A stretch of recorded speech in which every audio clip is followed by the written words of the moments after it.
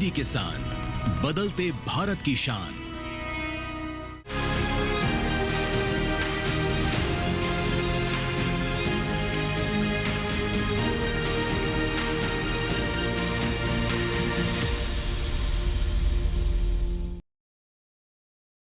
नमस्कार, स्वागत है आपका कृषि दर्शन में। मैं हूं अंटू सिंह। कृषि दर्शन आप किसान भाई बहनों का अपना कार्यक्रम। इस कार्यक्रम के माध्यम से हम आप तक पहुंचाते हैं कृषि जगत से संबंधित तमाम नई जानकारियां, चाहे बात सरकार की नई योजनाओं की हो या फिर कैसे हमारे किसान नई तकनीक से जुड़ सकते हैं। ये तमाम बातें हम समेट कर इस कार्यक्रम के माध्यम से आप तक पहुँचाते हैं। इस कार्यक्रम को हमने 3 भागों में बांटा हुआ है। सबसे पहले हम बात करते हैं विज्ञान और किसान की, उसके बाद नजर डालते हैं कृषि स्टार्टअप पर और अंत में देखते हैं फार्मिंग इंडिया। तो चलिए शुरुआत करते हैं आज के कृषि दर्शन की। कृषि दर्शन में सबसे पहले आइए बात करते हैं सम्मेलन से प्रगति की ओर की। पूसा के सुब्रमण्यम ऑडिटोरियम में विश्व की पहली 2 संपादित चावल की जीनोम किस्मों का लोकार्पण कृषि एवं किसान कल्याण मंत्री शिवराज सिंह चौहान ने किया। आइए देखते हैं इससे जुड़ी रिपोर्ट। भारत की पहली जीनोम संपादित चावल की किस्में DRR धान 100, कमला और पूसा DST राइस 1 विकसित की है। ये किस्में अधिक उत्पादन, जलवायु अनुकूलता और जल संरक्षण में क्रांतिकारी बदलाव लाने की क्षमता रखती हैं। श्री शिवराज सिंह चौहान, कृषि एवं किसान कल्याण मंत्रालय के सचिव देवेश चतुर्वेदी, ICAR के महानिदेशक डॉक्टर मांगीलाल जाट, ICAR के उप महानिदेशक डॉक्टर देवेंद्र कुमार यादव, भारतीय चावल अनुसंधान संस्थान हैदराबाद के निदेशक डॉक्टर RM सुंदरम, ICAR के पूर्व निदेशक डॉक्टर अशोक कुमार सिंह, ICAR के निदेशक डॉक्टर CH श्रीनिवास राव, उप निदेशक डॉक्टर विश्वनाथन, वैज्ञानिक एवं किसान उपस्थित थे। इस अवसर पर केंद्रीय मंत्री शिवराज सिंह चौहान ने दोनों किस्मों के अनुसंधान में योगदान करने वाले वैज्ञानिकों को सम्मानित किया। इस अवसर पर केंद्रीय कृषि एवं किसान कल्याण और ग्रामीण विकास मंत्री शिवराज सिंह चौहान ने कहा, आज जो 2 नई किस्में चावल की, जिनके बारे में आपको विस्तार से बताया है, आज तैयार करके और जल्दी ये किस्में किसानों तक पहुंचेंगी। मैं इस काम में लगे हुए सभी साथियों को, जो भले यहां उपस्थित ना हो, लेकिन जिनका योगदान है, डॉक्टर यादव ने विस्तार से सबके बारे में बताया है।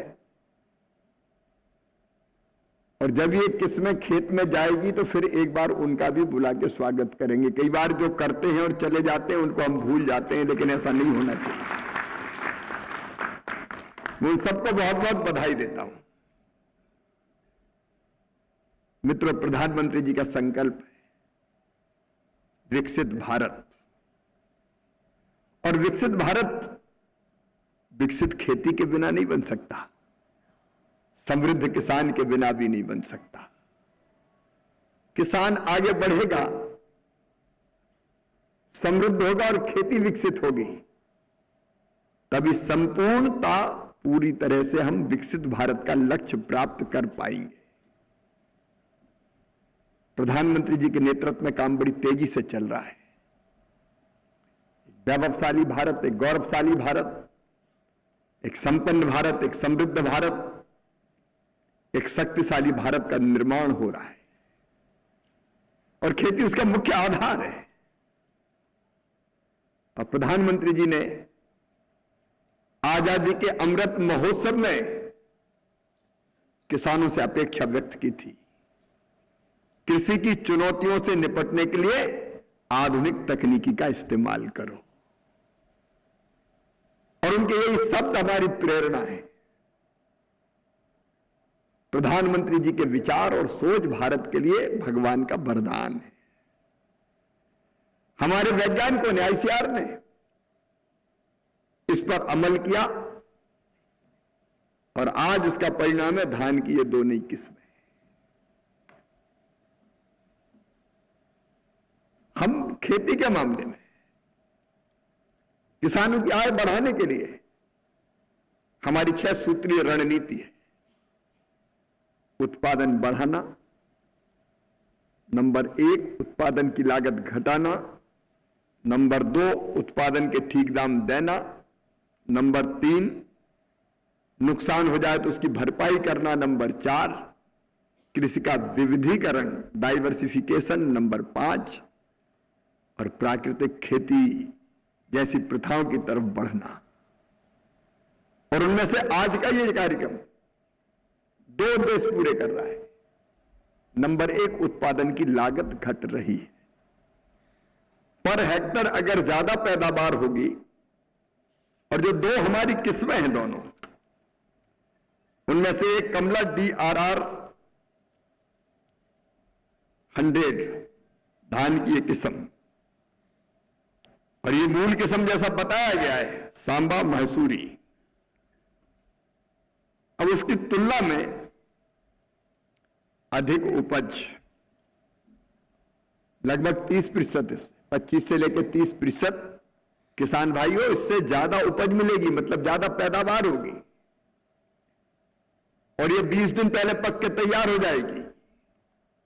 समय भी बचेगा और पानी भी कम लगेगा, 2 से लेकर 3 सिंचाई तक बच जाएगी और इस बचे हुए पानी का उपयोग हम अगली फसल के लिए कर सकेंगे, बाकी फसलों के लिए कर सकेंगे। मीथेन गैस का उत्सर्जन कम होगा, उत्पादन बढ़ेगा, किसान को फायदा है। और ये किस्म आंध्र प्रदेश, तेलंगाना, कर्नाटक, तमिलनाडु, पुडुचेरी, केरल, छत्तीसगढ़, महाराष्ट्र, मध्य प्रदेश, उड़ीसा, झारखंड, बिहार, उत्तर प्रदेश और पश्चिम बंगाल के किसानों के लिए वरदान बनेगी, वहां का जो एग्रो क्लाइमेटिक कंडीशंस है उसको ध्यान में रखते हुए। और दूसरी जो किस्म है पूसा DST राइस 1, और इसकी विशेषता के बारे में भी आपको बताया है, विशेषकर ये सूखारोधी क्षमता और सैलिनिटी जो लवण सहिष्णुता उसको ध्यान में रखकर विकसित की गई है। और जैसा बताया गया, मैं केवल दोहरा रहा हूं, इसमें भी लगभग 20% उपज बढ़ेगी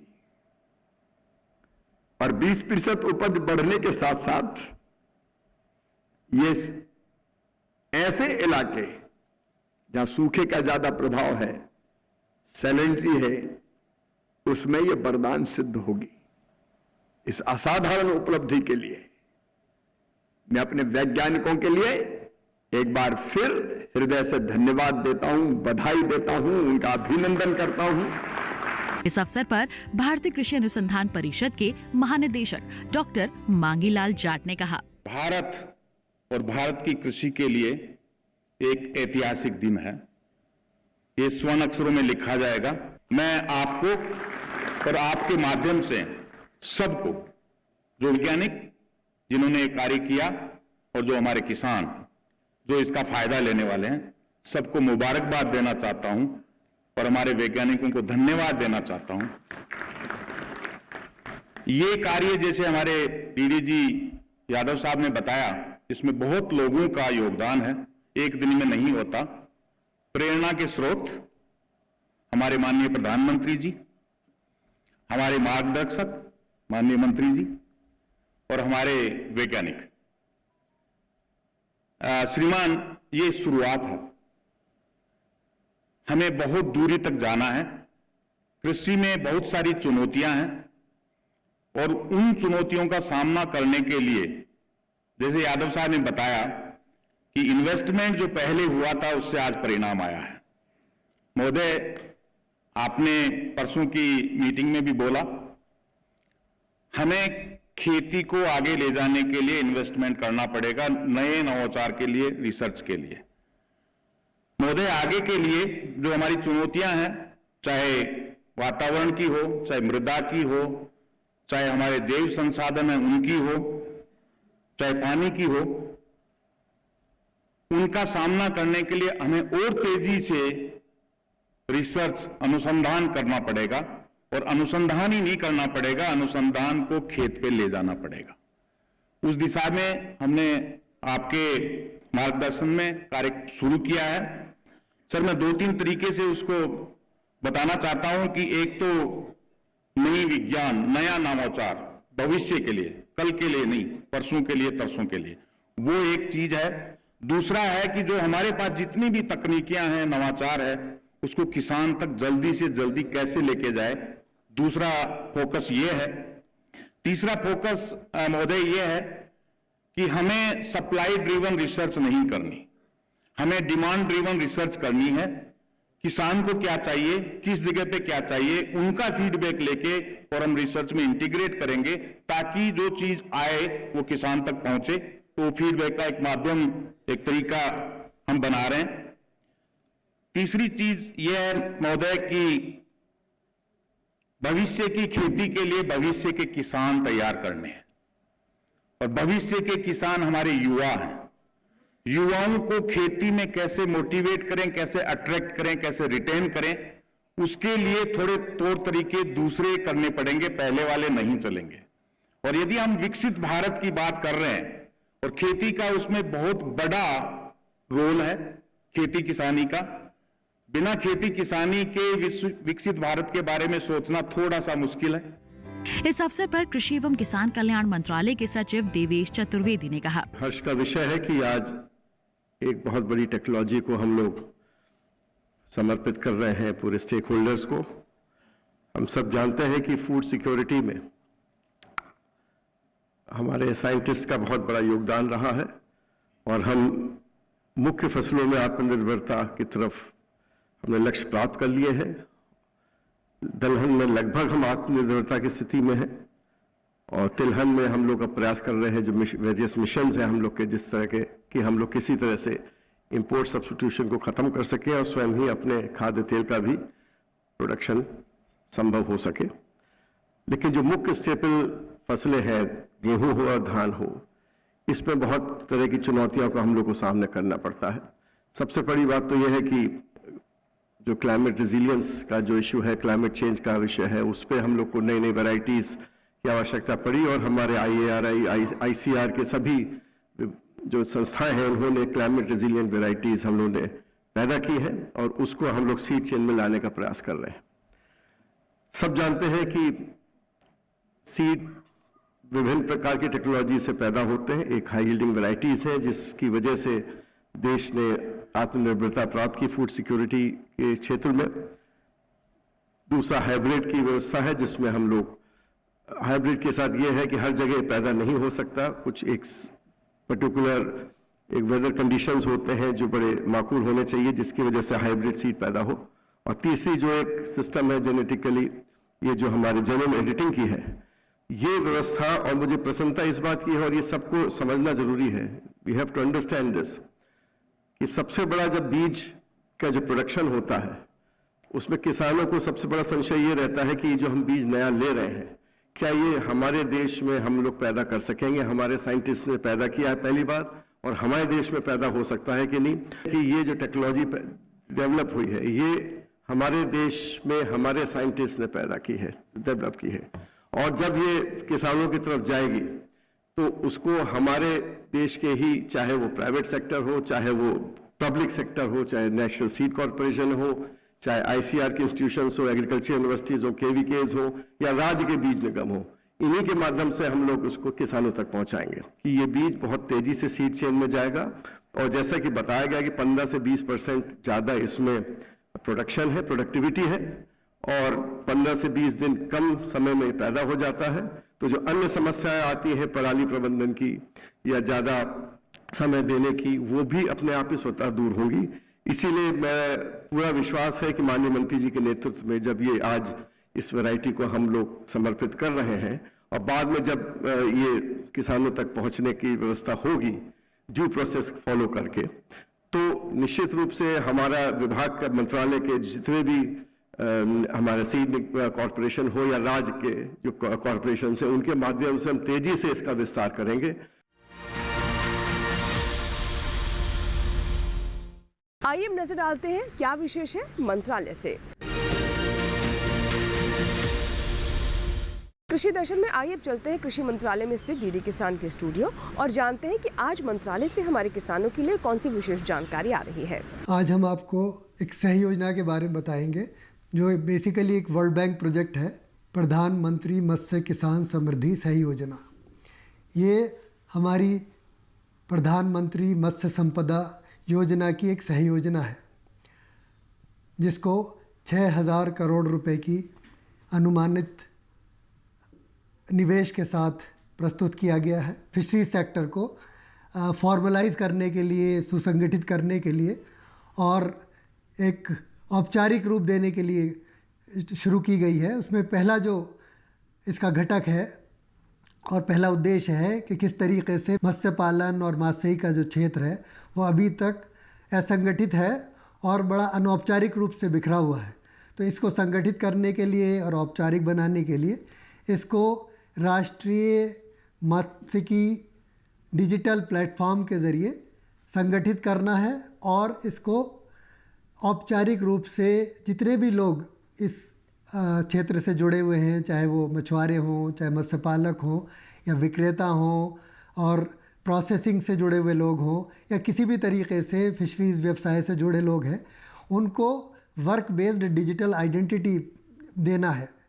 उसके लिए जो एक प्लेटफॉर्म है वो क्रिएट किया गया है विभाग के द्वारा इस हमारी जो सही योजना है उसके अंतर्गत। और उसमें ये चाहा जाता है कि जितने भी मत्स्यिकी उद्योग या मत्स्य पालन से जुड़े हुए लोग हैं, जितने भी यानी स्टेक होल्डर्स हैं, वो आकर इस प्लेटफॉर्म पे ज्वाइन कर सकते हैं और रजिस्टर कर सकते हैं। जो 2 तरीके हैं वो ये हैं कि जो इंडिविजुअल्स हैं वो सेल्फ रजिस्ट्रेशन भी कर सकते हैं, यानी खुद रजिस्टर करें पोर्टल पर आकर, या जो CSC कॉमन सर्विस सेंटर्स के VLEs हैं उनकी सहायता से रजिस्टर कर सकते हैं।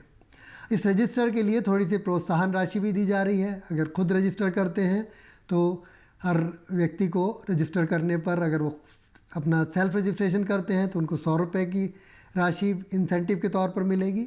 और जो लोग VLE के माध्यम से रजिस्टर करते हैं उनको VLE के चार्जेस निकलने के बाद जो बची राशि है वो मिलेगी। ये जो नेशनल फिशरीज डिजिटल प्लेटफॉर्म है, इसमें मुख्यतः 7 मॉड्यूल हैं। पहला तो रजिस्ट्रेशन का मॉड्यूल है, दूसरा कोऑपरेटिव्स को स्ट्रेंथन करने के लिए एक मॉड्यूल है जहां उनको उनकी यानी ट्रेनिंग करके उनकी हैंड होल्डिंग की जाती है और उनको सक्षम बनाया जाता है कि वो FFPO की तरीके से अपना काम कर सकें, अपने बिज़नेस को आगे बढ़ा सकें। तो उसके लिए भी वित्तीय सहायता है, 2 लाख के करीब वित्तीय सहायता दी जाती है। और उसके लिए इंटरमीडिएट्स को चयनित किया गया है कि NCDC है, नेरमाक है, SFAC है और नेफेड जैसी संस्थाएं हैं। उन संस्थाओं के माध्यम से कुल मिला के 5,500 कोऑपरेटिव सोसाइटी को यानी सुदृढ़ीकृत करने का लक्ष्य रखा गया है। और जो अगला उसके लिए भी ये है कि नेशनल फिशरीज डिजिटल प्लेटफॉर्म पर सभी सोसाइटीज़ रजिस्टर करेंगी और उसके बाद अपनी वित्तीय सहायता के लिए आवेदन देंगी।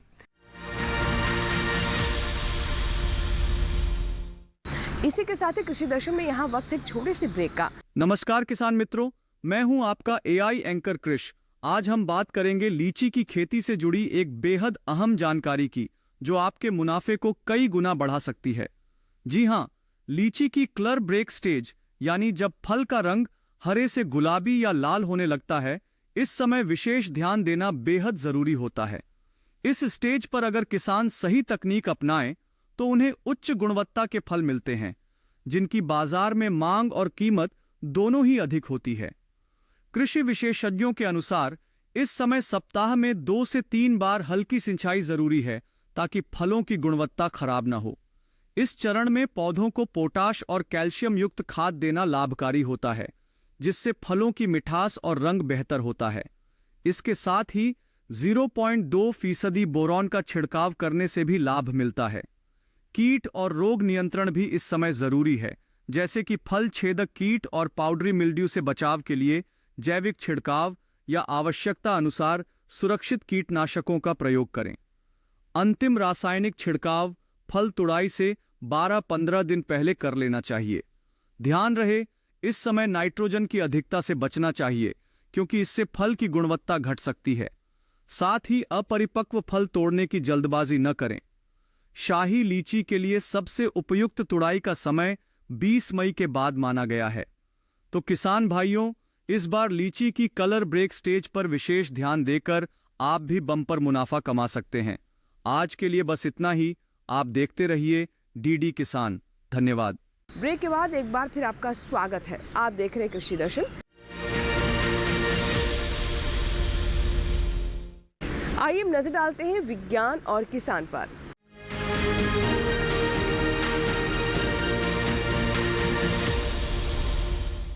अध्ययनों से साफ हो चुका है कि अगर किसानों की आय में वृद्धि करनी है तो पारंपरिक खेती के साथ साथ उन्हें पशुपालन भी करना पड़ेगा और पशुपालन के क्षेत्र में भी ढेरों विकल्प है। खास तौर पर अगर हम बात करें बत्तख पालन की तो ये भी धीरे धीरे लोकप्रिय हो रहा है। खास बात यह है कि इसमें वृद्धि दर अच्छी है और बत्तख के अंडों की मांग भी काफ़ी ज़्यादा बाजार में बढ़ती जा रही है। ऐसे में कैसे हमारे किसान बत्तख पालन को अपना सकते हैं, कौन सी बुनियादी बातें हैं जिसका ध्यान रखना आवश्यक है, आइए जानते हैं। मुर्गियों की तरह बतखें भी आमतौर पर अंडे और मांस के लिए पाली जाती हैं। हालांकि इनका मांस और अंडा मुर्गी के मुकाबले महंगा है, इसलिए हम कह सकते हैं कि बतख पाल कर भी इंसान काफी आमदनी हासिल कर सकते हैं। बल्कि कुछ पालकों का तो यहाँ तक कहना है कि बतख मुर्गियों से ज्यादा आय देने वाला पक्षी है। इसे पालने में कोई खास परेशानी नहीं होती।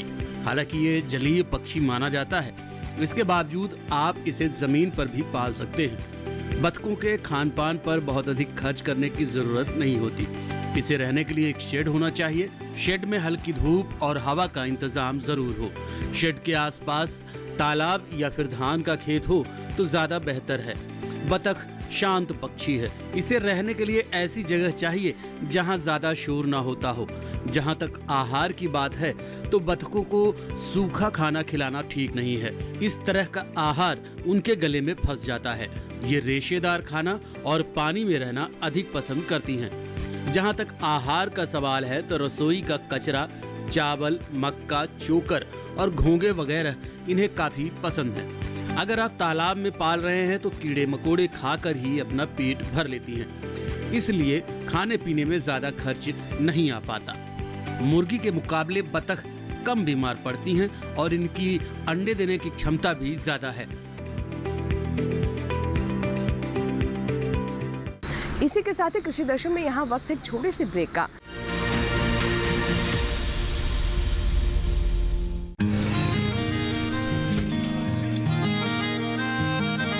क्या बात है भाई, आजकल तो काफी खुश नजर आ रहे हो। क्यों ना हो, अब मैं ऑर्गेनिक खेती जो कर रहा हूँ ये पूरा प्राकृतिक है, ऑर्गेनिक है। इसमें हमारे खेत, हमारी फसल और हमारी जेब सब फायदे में होते हैं और इसमें लागत भी कम है। जी हाँ, आप भी ऑर्गेनिक खाद का प्रयोग करें, अपनी फसल और मिट्टी को तंदुरुस्त बनाएं और आपकी आमदनी में इजाफा करें। अधिक जानकारी के लिए किसान call centre toll free number 1800-180-1551 पर कॉल करें और लॉग ऑन करें kisan.gov.in और farmer.gov.in। कृषि और किसान कल्याण मंत्रालय द्वारा किसान हित में जारी।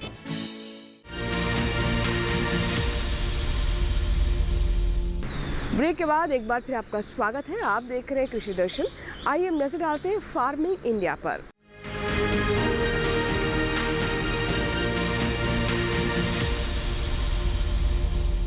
फसल बीमा योजना हमारे किसानों के लिए किसी सुरक्षा कवच से कम नहीं है। जी हाँ, कई बार मौसम की मार के चलते हमारे किसानों को काफ़ी आर्थिक नुकसान झेलना पड़ता है। उनकी पूरी की पूरी फसल चौपट हो जाती है और ऐसे में वो एक विशेष सर्कल में फंस जाते हैं।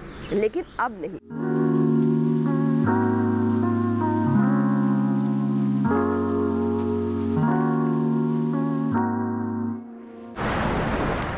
प्रधानमंत्री फसल बीमा योजना के तहत प्राकृतिक आपदा, कीड़े और रोग की वजह से सरकार द्वारा अधिसूचित फसल में से किसी नुकसान की स्थिति में किसानों को फसल बीमा और वित्तीय सहायता देना मुख्य काम है। इसके अलावा किसानों की खेती में रुचि बनाए रखने के प्रयास एवं उन्हें स्थायी आमदनी उपलब्ध कराना भी इस योजना का उद्देश्य है। कृषि के क्षेत्र में दिनों दिन हो रहे बदलाव और नई आधुनिक पद्धतियों को अपनाने के लिए प्रोत्साहित करना भी इस योजना का एक उद्देश्य है। इस योजना के अंतर्गत प्राकृतिक आपदाओं के कारण खराब हुई फसल के मामले में बीमा प्रीमियम बहुत कम रखा गया है। किसानों को खरीफ की फसल के लिए 2% प्रीमियम और रबी की फसल के लिए 1.5% प्रीमियम का भुगतान करना पड़ता है।